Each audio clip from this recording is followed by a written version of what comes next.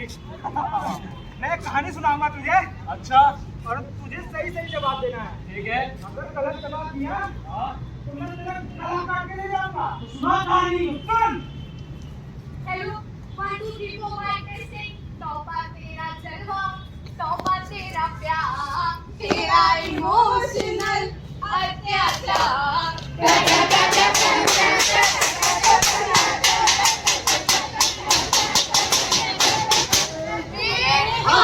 सुनो सुनो सुनो सुनो। एक बात छुपा के रखी है, एक बात दबा के रखी है, छोटी सी चिंगारी से आग लगा के जाएंगे, आज इस नुक्कड़ नाटक से कुछ दिखला के जाएंगे। सुनो सुनो सुनो सुनो, अरे भैया देखो, अरे भाभी देखो, अरे भैया देखो, भाभी देखो, बच्चे देखो, बूढ़े देखो। साहिबान मेहरबान और कदरदान जो है अपनी पत्नियों और गर्लफ्रेंड से परेशान और ये बल दबाए छोड़ के अपनी दुकान, तो ये नुक्कड़ नाटक मंडली प्रस्तुत करती है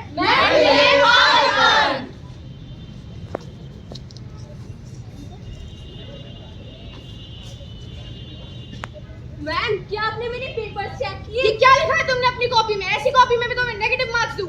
मैम एक बार देख तो सब देख लिया मैंने। मैम क्या हुआ? इसमें सिलेक्शन हो गया। अरे वाह, वाह! कुछ सीखो इससे। तू फिर से फेल हो गई। She's such a loser, she's such a loser, she's such a loser, she's such a loser.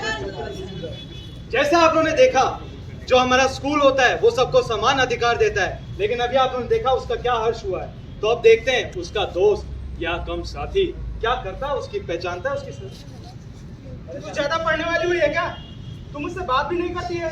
मेरे मैसेजेस का जवाब कौन करेगा? तुम खुशी तुम, मेरे साथ घूमने कौन जाएगा? तुम खुशी तुम, यार मैं मुझे परेशान हूँ। सोना बाबू डार्लिंग कौन कहेगा? तुम खुशी तुम, मैं तुमसे प्यार करती हूँ। तुमसे प्यार मैं करता हूँ, तू तो रिप्लाई भी नहीं करती है। क्यों? मैं तुमसे ब्रेकअप करता हूँ क्योंकि तुम पागल है।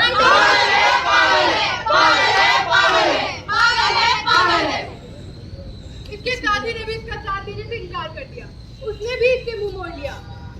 तो वो माँ बाप जिसे हम सब भगवान समझते हैं, क्या वो इसकी परेशानी समझ इसकी मदद कर पाएंगे? पता नहीं खुशी को क्या हो गया है आजकल। सुन भी रहे हो तुम? क्या हो गया? ना पढ़ाई में ध्यान लग रहा है, ना खाना खाती है ढंग से, दिन भर खोई रहती है। तुम्हारी बेटी, जाके डॉक्टर को दिखाओ। तुम्हारी बेटी है से क्या मतलब? तुम्हारी बेटी नहीं है वो? तुम्हारा तो पूरा खानदान पागल है। मेरे खानदान में मत जाना, तुम्हारी माँ को सती सावित्री नहीं मेरे है। माँ के यहाँ कुछ भी मत बोलियो। खानदान में मत जाना। नहीं, कुछ होगा नहीं हमारे बीच में। निकल जाओ तुम यहाँ से। अरे मुझे इस बात को नहीं करना। नहीं रोकूंगा मैं। क्या आपको लगता है कि मैं भी पागल हूँ? सुनो बेटा, इस घर में केवल एक ही पागल जैसा है, क्योंकि जैसे चाय में टोस्ट जरूरी होता है, वैसे मेंटल हेल्थ जरूरी होता है, वैसे मेंटल हेल्थ जरूरी होता है। जब माँ बाप भी साथ छोड़ दे, अपने ही बच्चे से मुंह मोड़ ले, तो वो बेचारा मजबूर हो जाता है इस समाज की हजारों सलाह को सुनने में। अरे खुशी, आजकल तो इतना दुखी दुखी क्यों रहती है? मैं तेरे लिए पुड़िया लाई हूँ, पुड़िया। सब ठीक हो जाएगा। अरे बेटा खुशी, ये सब छोड़। पता है मेरी बुआ की बेटी को भी ये हुआ था। अब तो वो बिल्कुल ठीक है, उसके दो बच्चे हैं। तू वहाँ पहाड़ी वाले बाबा के पास जाएगी ना, बिल्कुल ठीक हो जाएगी। अरे खुशी, तो ये सब छोड़, मैं तुझे नीली पीली दवा दूंगी तो एकदम ठीक हो जाएगी। नीली पीली दवा? क्या मैं पागल हूँ? पागल हूँ मैं? ड्रग्स? नीली पीली दवा? पागल हूँ मैं? पागल हूँ मैं? हाय रे ये समाज! इस समाज ने अपने तानों से एक बीमार परेशान बच्ची को पागल घोषित कर दिया। तो अब देखना ये है कि आयुर्वेद उपचार इसकी मदद कर पाता है।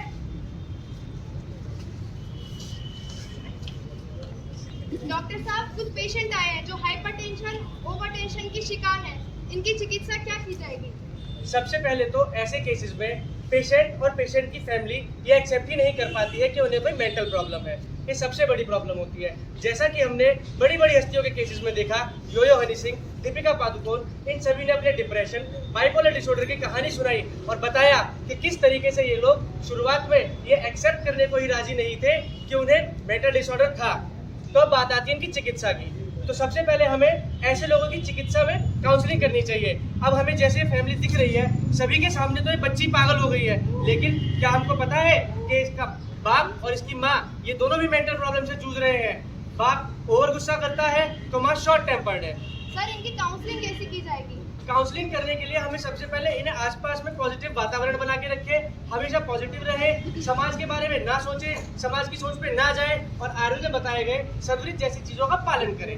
हमें इन्हें बताना होगा कि किस तरीके से आपको हमेशा पॉजिटिव रहना है, पॉजिटिव अप्रोच रहनी चाहिए, पॉजिटिव एटीट्यूड रहना चाहिए। बात आती है चिकित्सा की, तो आयुर्वेद में ऐसे पेशेंट्स की चिकित्सा 2 प्रकार से की जाती है। पहला पंचकर्म। पंचकर्म की जैसे प्रोसीजर है नस्य, वमन, विरेचन, बस्ती, इस प्रकार से हम इनकी चिकित्सा कर सकते हैं। जैसे शिरो विरेचन का इसमें बहुत लाभ होता है। और जैसे कि हम जानते हैं कि ऐसे पेशेंट्स के लिए काउंसलिंग इंपॉर्टेंट होती है। उसके बाद पार्ट आता है चिकित्सा का, औषधि, जो हम औषधि देते हैं। औषधि में हम इन्हें शंखपुष्पी चूर्ण, ब्राह्मी चूर्ण और मानस मित्रक वटी जैसी औषधियाँ दे सकते हैं। इस प्रकार से अगर इन लोगों की चिकित्सा करी जाए और इसके आसपास के लोग समाज में इनको समझें, तो ऐसे लोगों का ठीक होना कोई जटिल बात नहीं है। तो आइए डॉक्टर साहब इनकी चिकित्सा करते हैं।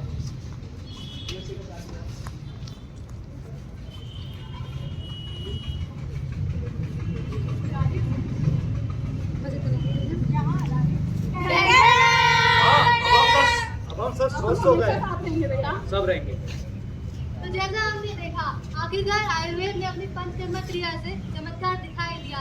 यही फर्क होता है सही चिकित्सा और गलत चिकित्सा। पर ये समाज यही नहीं सकता। वो आज भी लोगों को उन गलतियों के लिए परेशान करता है जिन पर उनका कोई बस भी नहीं होता। तो चलिए देखते हैं इसी की एक छोटी सी झलक। मैं इंस्टाग्राम पे इतना अच्छा कंटेंट बनाती हूँ, फिर भी मेरे फॉलोअर्स पता नहीं क्यों नहीं बढ़ रहे हैं। क्योंकि तू मोटी है। सेल्फी मैंने ले ली आज, सेल्फी मैंने ले ली आज, मेरे रहता दास, सेल्फी मैंने ले ली आज। ये लड़की इतना बेकार कंटेंट बनाती है, फिर भी इसके इतने फॉलोअर्स हैं। मैं इतनी अच्छी हूँ और कोई मेरे से बात ही नहीं करता, और ये लड़की 3 लड़के घुमा रही है। आ जाते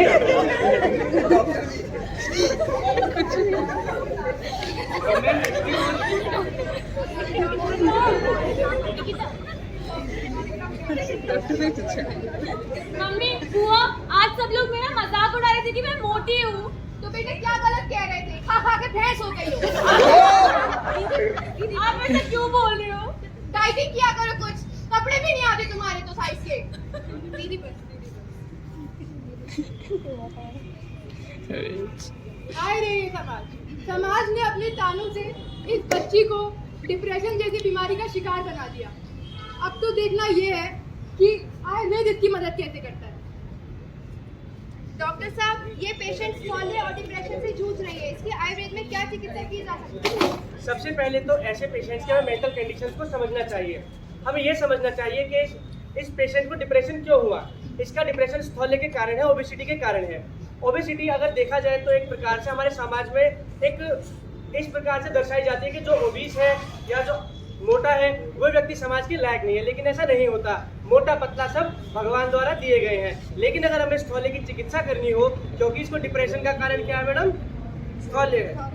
तो स्थौल्य की चिकित्सा के लिए हम इसे उद्वर्तन जैसी चिकित्सा दे सकते हैं, और हम इसे दिनचर्या, ऋतुचर्या के बारे में समझाएंगे, और फिर हम इसको बताएंगे कि तुम्हें किस प्रकार से डाइट रखनी है। लोग क्या करते हैं, ज्यादातर इसी चीजों में डाइटिंग करते हैं, पर डाइटिंग करने से नहीं होता। हमें खाना नहीं छोड़ना चाहिए। हमें खाना है, क्या खाना है, कितना खाना है और कब खाना है, ये ज्यादा जरूरी होता है। तो इस प्रकार से हम इसके स्थौल्य की चिकित्सा कर सकते हैं। फिर बात आती है इसके डिप्रेशन की, तो डिप्रेशन में हम इसकी काउंसलिंग करेंगे और खाने के लिए इसे आयुर्वेदिक औषधियाँ देंगे। तो जैसा आप लोगों ने देखा, हर जगह कहीं ना कहीं सब लोग परेशान और पागल हो ही जा रहे हैं। जैसे कोई स्कूल में, कोई रिश्तों में, कोई घर में, और कोई सब सोशल मीडिया। तो जैसा आप जानते हैं, पागलपन हर जगह है। इसका मतलब ये तो ना कि हर जगह सब लोग असाइलम में चले जाएं।